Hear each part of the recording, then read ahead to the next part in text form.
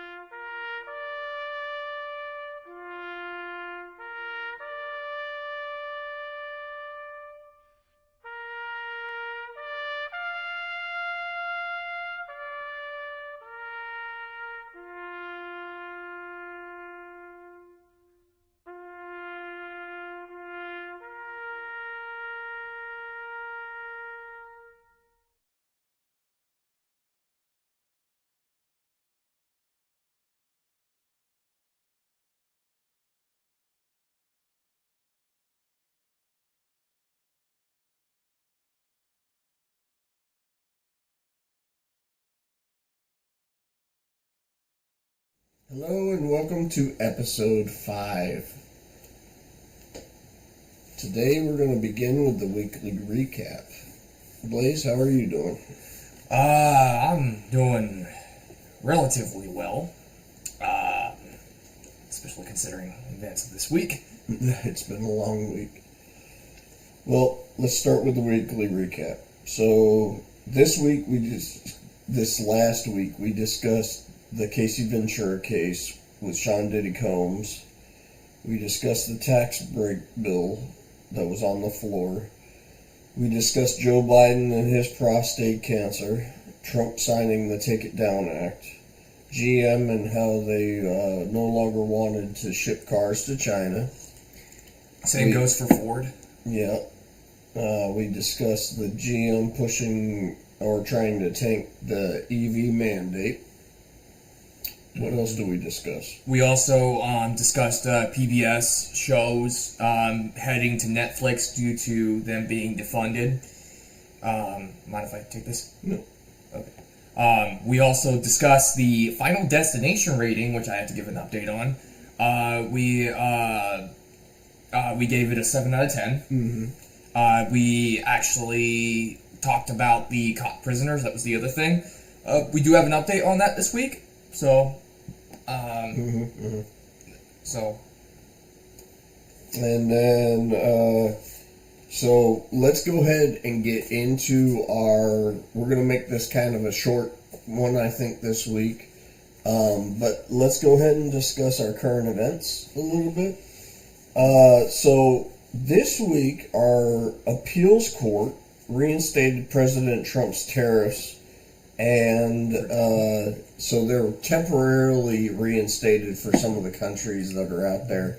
And it's going to be passed up to the Supreme Court to make the final decision if they're going to be reinstated for good.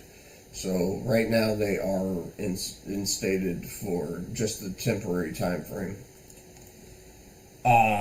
In other news, Elon Musk is officially out.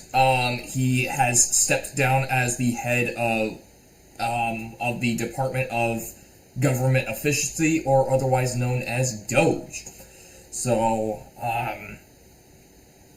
and this was immediately, he left on the heels of a dispute between him and Donald Trump due to I would say a few segments of the tax bill that we had talked about this week. So basically what's going on is they've been trying to save about $1 trillion in government spending, and they've been firing all these government employees, and they've been finding all this money in places that Doge has. And they've been finding all this money in places that saving all this money and all this stuff, and then all of a sudden this big beautiful bill that Trump wants to pass is adding, over the next 10 years, it's adding $3.2 trillion to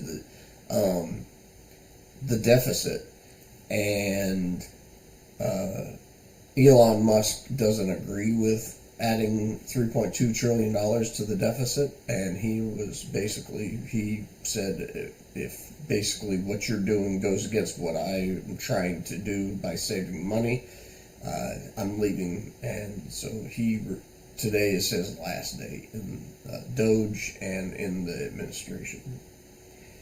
So, but his overall success, he has cut $1.75 billion over his time at Doge. So, Blaze, take us to the next one. Okay, well, so this one's very interesting.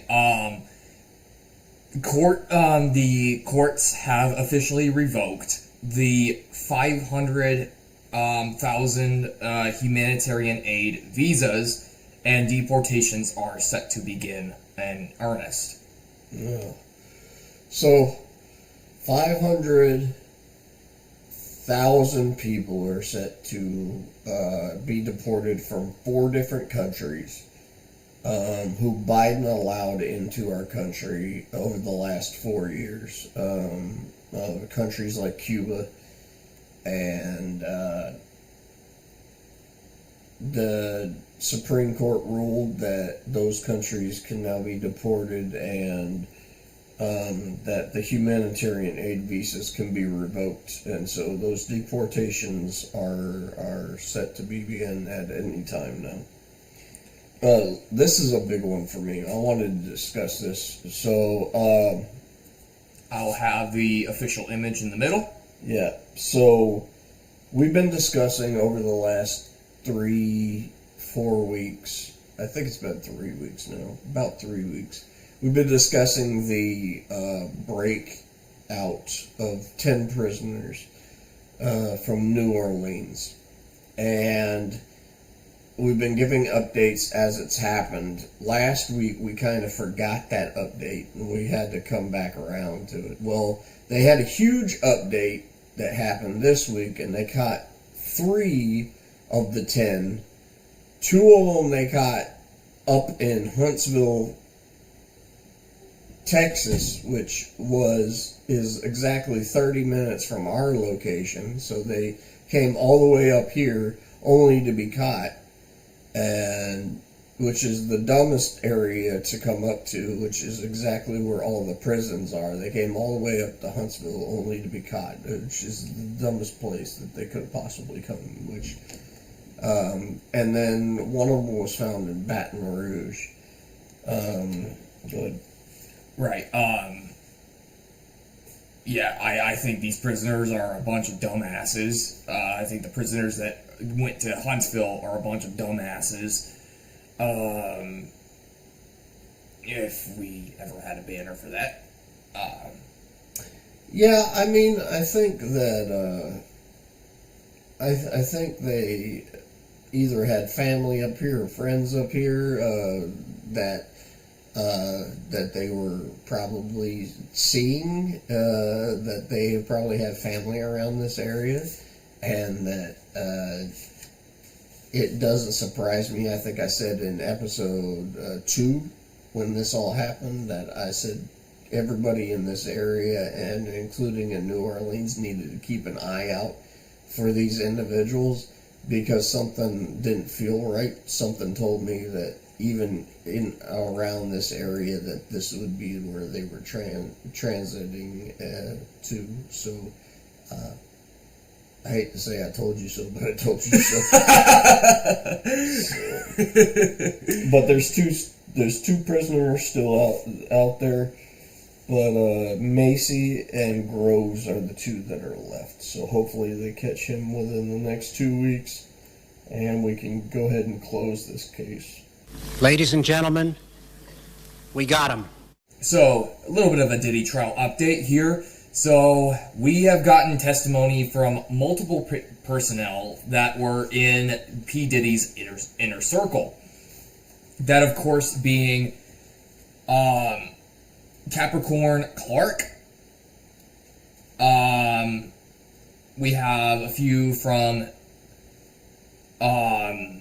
a few others that I don't know their names, but They are accusing. They have now added multiple charges to P. Diddy, multiple accusations, including, but not limited to, kidnapping, raping, arson, freak-offs, bribery, and of course obstruction. One of them they're trying to do is One of them they're trying to charge him with is racketeering and conspiracy.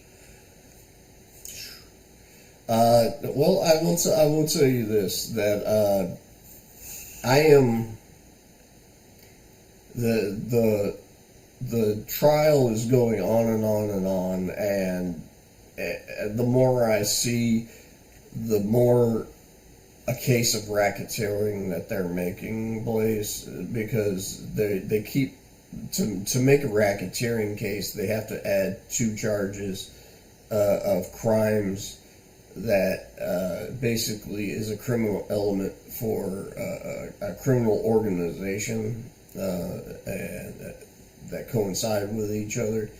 And with all these charges, that especially with Capricorn Clark speaking, she never was she was a friend of the family first, and now she's an employee by them, and she has really nailed P. Diddy or Sean Combs to the wall with all this stuff. And so this is just not looking good for him with the racketeering and the sex crime. This is just not looking good for him at this point. I said it last episode, and I'll say it again. His fate is sealed. He's going to jail. You're going to jail. You're going to jail.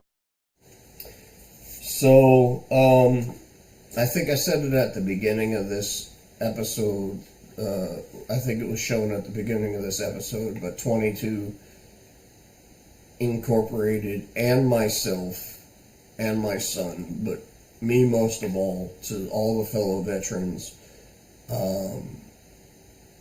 and their family members, especially their family members and those that are hurting. I wanted to say, I hope that you all have a peaceful Memorial Day, and I hope that someone is showing you all the respect that your family members and your loved ones deserve. So let's talk about sports, please. Let's go into that. Let's start with the WWE real quick. So obviously, next week is Worlds Collide and Money in the Bank, both taking place in Los Angeles, 2 different stadiums. Worlds Collide takes place in the Kia Forum, and Money in the Bank is going to be taking place in the Intuit Dome. So the big one is Money in the Bank, and we actually have 2 matches already confirmed for Money in the Bank, given the events of I would say this week's edition of Monday Night Raw, and of course what we saw at Saturday night's main event this past Saturday. Cody Rhodes is back and has challenged John Cena and Logan Paul to a tag team match. And something that I put in the card is the fate of the WWE is in their hands. Well, I will say this: Cody Rhodes came back with one thing on his mind, and it was to kind of put a stop to what was going on with John Cena and his trying to ruin the wrestling. So we will see what's going to happen there. You ruined enough! I'm sorry that the John Cena farewell tour rode right through Rhodes country, but I'm back! I'm ready to fight! You got yourself a partner in Logan Paul. I got myself a brother in the world heavyweight champion. We'll see you at Money in the Bank. Let's go ahead and talk NBA. Okay. So the Indiana Pacers and the New York Knicks are on Game 6, but the Indiana Pacers lead the series 3-2. My team, the Oklahoma City Thunder, made it to the NBA Finals. They beat the Timberwolves, so I'm super happy about that. So let's go Thunder. And the finals begin June 5th, Game 1. NHL, they begin the Stanley Cup Finals June 4th. Florida Panthers versus the Edmonton Oilers, which defeated the Dallas Stars. So unfortunately my team didn't make it, but let's go Panthers. Alright. So, and next week we're going to be covering MLB. I remembered that we're in the middle of the seasons, and so we're going to start covering MLB next week. Alright. So this week, let's talk about the asshole of the week and our week this week. Oh. So, this week, instead of making an actual asshole of the week, we're going to make an inanimate object the asshole. You what? This week has been an absolutely long week for my family. So, Sunday night, was it Sunday night? It was Saturday night. Saturday night, going into Sunday morning. All of a sudden my house starts heating up. And I don't know what the hell's going on. And it becomes extremely hot in here, about 90 degrees inside the house. And my AC goes out. So we think it's the filters. We change all the filters in the house. The kids start crying and behaving like little heathens in my house. Spoiled animals. Because they don't know what to do with themselves when it's hot outside. Hot. That's right, hot everywhere. There's sweat, there's stifling. And come to find out something's wrong with the AC. So we go borrow a wall unit from one of my friends, and we all go to the living room, all 5 of us, and we stay in the living room with the wall unit in the wall, and turn it on, 3 fans, a wall unit, and all 5 of us, and for 5 days we all stay in the living room. And it wasn't until Thursday afternoon that we got the AC working. And it came up to be the, what was it, son? Came up to be like, I want to say like 90, 100 degrees. It was like almost 100 degrees in the house. But the thing that was broken in it was the capacitor. So the capacitor broke in the AC. And they came, and it took them like 30 minutes to fix it. So I made a joke to my wife when I called. I said the flux capacitor broke. So there's I guess we forgot to pay the Back to the Future flux capacitor. And we got a new flux capacitor and it started working again. Great Scott! But let Blaze describe how his week was. So that was, as my dad described, it was a very, very long week, but had a little fun here or there. We did actually watch a few movies, one of them being the Lord of the Rings trilogy. I did finally get to see that, and I could see what the hype was about, so. And, of course, now, I will say, yes, I was complaining a little bit at the start of the week. All the time. It wasn't a little bit. All the time. Wait, for real? Yes, all the time. He wasn't complaining a little bit. It was a whole lot. Well, which way did it go, George? Which way did it go?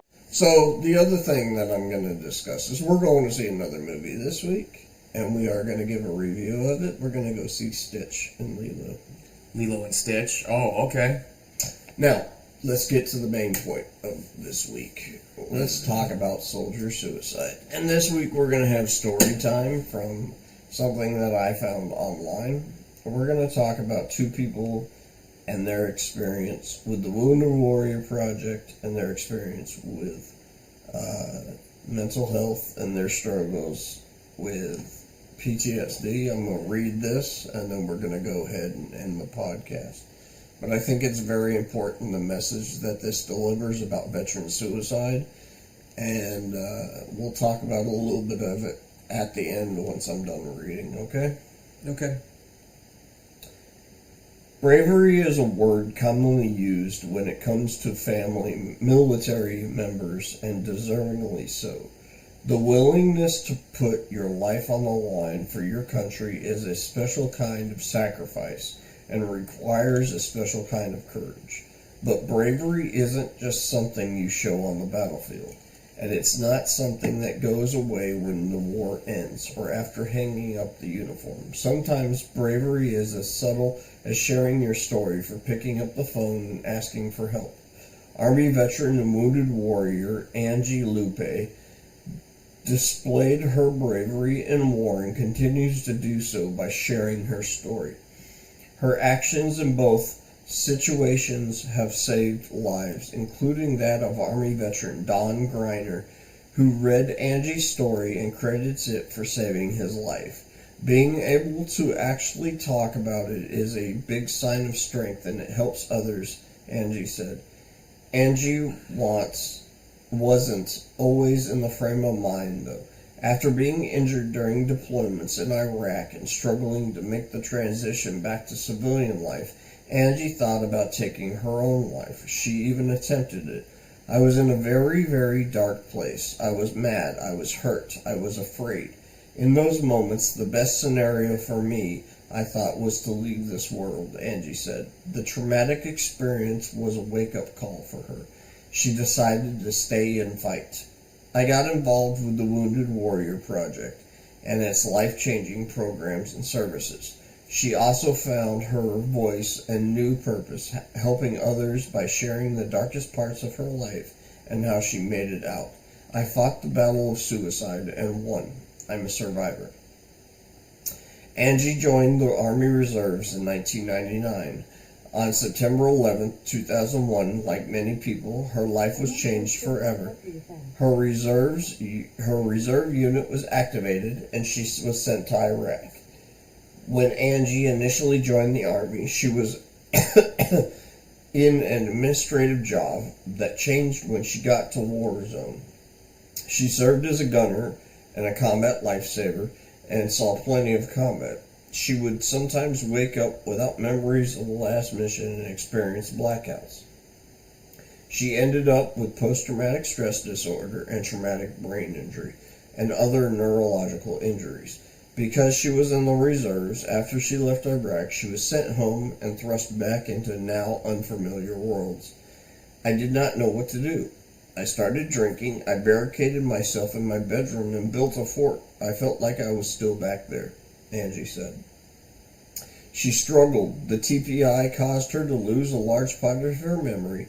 The neurological damage led her to use a wheelchair. The toll on her service left her with severe anxiety. Leaving the military so different from when she joined made her feel like she didn't recognize herself, and she lost her purpose. She was worried she had become a burden to her loved ones. She began to lose hope and attempted to end her life. I was so strong in the military before, and I didn't want to burden on my family, so I thought that was the answer, Angie said. But it's hard to hang yourself from a wheelchair, and it didn't work. After that, Angie made the courageous decision to take another path. She realized she needed to be there for her son, who had Down syndrome and was going to have surgery. She made the decision to ask for help, and she asked more than once.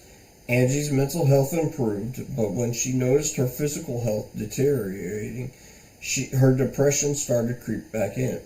When she then was introduced to the Wounded Warrior Project Independence Program, that was the biggest game changer that she had ever seen.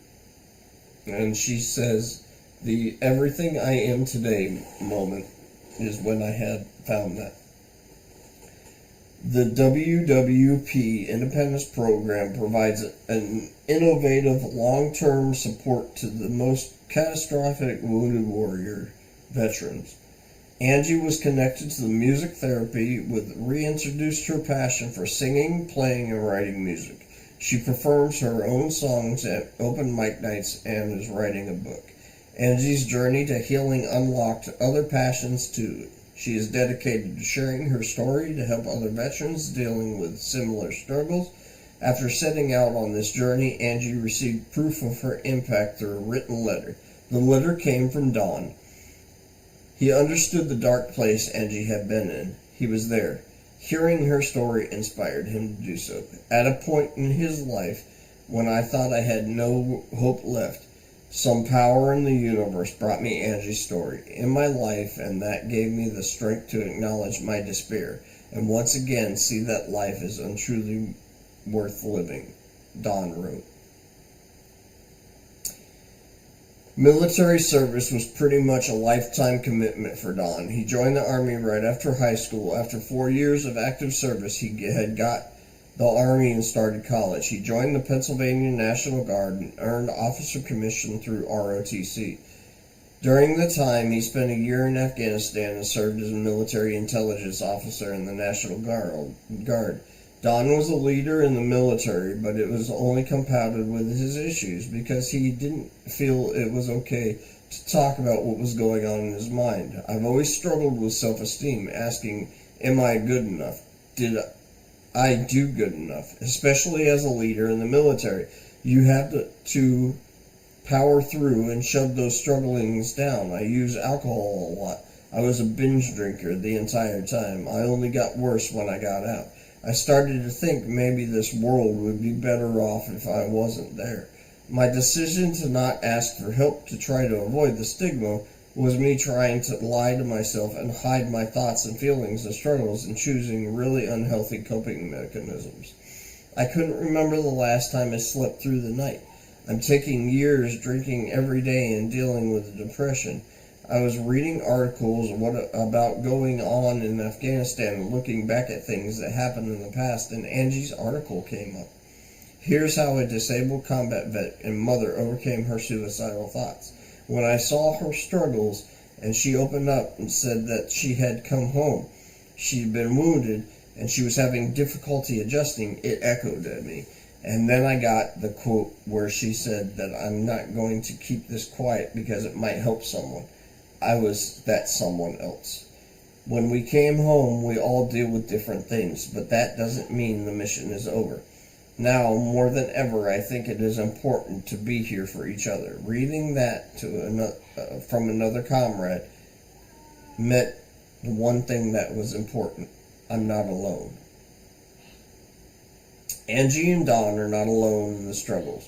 When it comes to veterans and suicidal thoughts, according to the Wounded Warrior Project, more than 1 in 4 warriors reported having suicidal thoughts in the past year.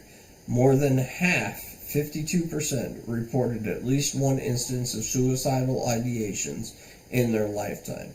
The survey also shows that 1 in 5 wounded warriors reported having attempted suicide at least once in their lifetimes. 16.8 veteran suicides per day, which is about 1.5% times higher than the general U.S. non-veteran population. Reducing those rates is paramount for WWP, and its programs for mental health and physical health and wellness are designed to support that. Mental health programs like WWP Talk and Project Odyssey help veterans connect with others and provide a safe place to share and deal with their feelings. Talking openly about mental health and suicidal feelings is a huge step in erasing the stigma and reducing these numbers. You are not alone. Talking about suicidal ideations takes courage and strength. It also saves lives, like Angie and Don. No veterans or service members should feel like they are alone. I'm still alive. I'm still here. And as long as I am, we're still here. We have a choice. It's never too late. Wow. That's beyond... That is beyond crazy. I mean, I thought it was crazy then, given my experience, but given, of course, mine and your experience, and given our experience in this kind of thing, and how PTSD has affected us both. But I didn't think it was that bad for people like you and Angie and Don. So I am a survivor of this, and it strengthens me to know that I'm not alone. I am one of those 1 out of 5 that struggle with veteran suicide. I did try to take my life at one point because I thought I was alone. But it was my family and my fellow veterans that brought me out of it, and I did ask for help eventually. And if I could say anything that's very important to the veterans out there, and I'm going to leave it at this, make sure you ask for help. Never leave it alone. And again, I'm going to say, reach out and let us know if you need anything, and I'll be here for you guys. But it's very important that you do, and I hope this story resonates with one of you guys. Blaze, do you have any final thoughts? Not really. I mean, I think I've said all that I need to say. I think I'll just leave it at that. Well, guys, thank you for joining us this week. If you guys need anything, hit us up in the comments. We had a really short week this week. Not much happened due to the AC being out. And we'll go ahead and hit you up in episode 6. And Blaze, bring us home.